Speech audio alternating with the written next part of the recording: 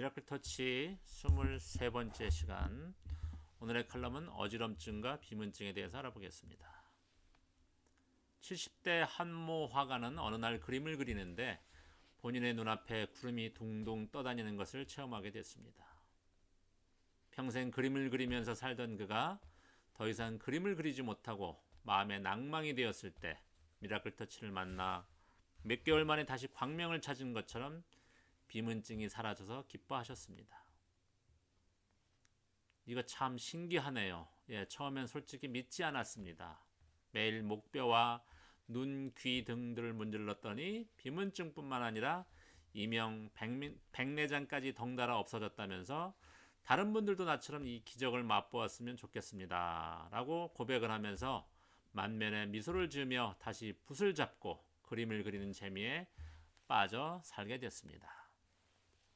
또 다른 분입니다. 목뒤가 불룩하게 솟은 분이 등뼈와 목 뒤의 독소를 없애주자 어느 날 심한 어지럼증이 찾아왔습니다. 그래서 일주일 동안 고생을 한 적이 있었습니다. 갑자기 찾아온 어지럼증으로 당황을 했지만 몸에 호전 현상임을 깨닫고 계속 독소를 없애주자 어지럼증과 오랜 고질병이 였던 두통이 함께 없어졌습니다. 동시에 불룩했던 목뒤가 낮아지면서 베개 높이가 낮아져서 한결 잠자리가 편해지게 되었습니다. 이렇게 되자 그동안 잠 못 이루던 불면증도 없어져서 이제 살만해졌다고 스스로 고백을 했습니다. 상기의 분들처럼 비문증, 백내장, 녹내장, 어지럼증 이런 것들이 어떻게 한꺼번에 없어질 수 있을까요? 이러한 병은 뼈과학의 입장에서 보면 하나의 병입니다. 발병의 원인은 같고 나타나는 부위만 다를 뿐입니다. 흔히 상기의 병들을 갖고 계신 분들은 이미 목뼈가 많이 솟아있고 특히 목뼈와 어깨가 만나는 십자 부분이 돌출되어 있어서 어깨 양옆까지 근육이 팽팽하게 당겨져 있어서 딱딱하신 분들이 많습니다.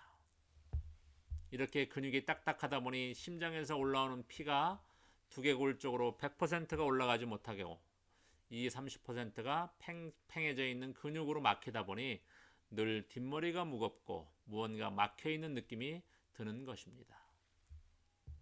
십자 부분이 돌출되어 있는 분들의 뼈 상태를 자세히 살펴보면 대부분이 등뼈 6번에서 7번 그 부분이 솟아있는 공통점이 있습니다. 이 솟은 뼈가 목뼈 7번과 등뼈 1번까지 영향을 주게 되어서 그 부분을 딱딱하게 만드는 것입니다.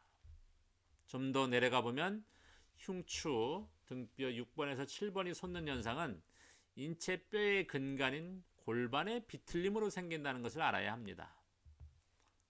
이렇다 보니 아무리 등뼈와 목뼈 주위에 마사지를 받아도 다시 근육이 딱딱해지는 이유는 골반부터 시작된 뼈의 돌출 현상이 등뼈를 따라서 목뼈까지 이어져 있기 때문입니다. 자, 그러면 어떻게 해야 어지럼증과 비문증에서 해방될 수 있을까요?